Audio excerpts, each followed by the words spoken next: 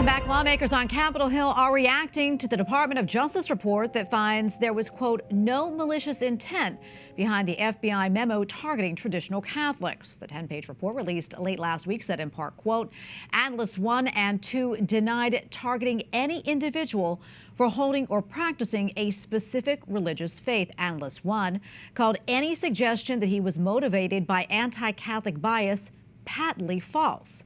But lawmakers and others say they still have questions about the memo. Iowa Senator Chuck Grassley says the FBI director has failed to explain why he described the memo as a, quote, single product when there were actually two memos, one to the Richmond office and one that was set to be released nationwide. Senator Grassley also says the FBI deleted files associated with this case. And for analysis, we turn now to Kyle Seraphin, FBI agent turned whistleblower and host of the Kyle Seraphin Show. Kyle, always good to be with you. I know that you call this report, quote, a predictable response. What makes you say that? Well, the government has investigated the government and found that the government engaged in no wrongdoing and sides with the government. So that's a predictable response. That's the nature of having no oversight. That's the nature of an OIG, the Office of Inspector General, that has no teeth and no authorities to bring prosecution. So they've gone out there and they've asked the FBI, and, you know, the DOJ and the FBI are the same animal. One wags the other. So it's not surprising that they found themselves and exonerated themselves in sort of this First Amendment violation, which is very clearly stepping into a space where the government is supposed to be agnostic. It doesn't have any authority to go in and decide what are appropriate religions and not, and certainly not under the guise of counterterrorism. Yeah, and as we mentioned, Senator Grassley said that numerous files associated with the memo have been deleted. Your thoughts on that, Kyle? And why would the FBI delete files? I mean, is that a standard practice?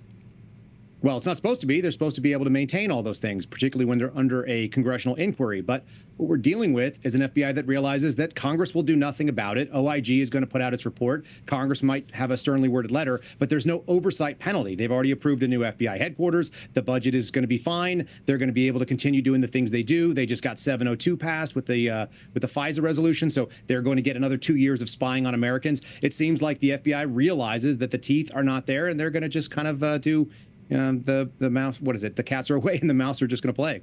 And Kyle, do you know, does this DOJ report, does it indicate whether other agents or field offices were probing traditional Catholics?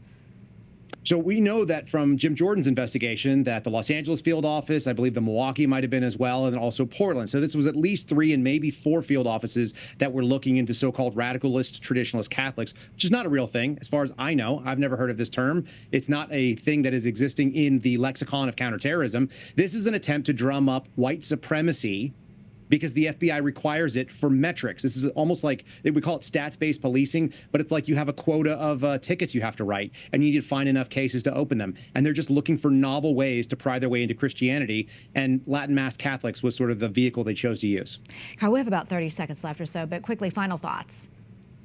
Yeah, I think people should be appalled. This is what happens when you have a government that allows the policing agency, specifically the FBI, which has law enforcement powers, to also have intelligence capabilities. This is what we call a secret police for the last couple hundred years, at least in the Western tradition, and it never works out well for the populace. We can't let them have these kind of things, and we just did it again. So we got 2 more years of this, and I don't think it's going to get any better in the near future. Kyle, thank you so much for weighing in. Always appreciate it. You bet.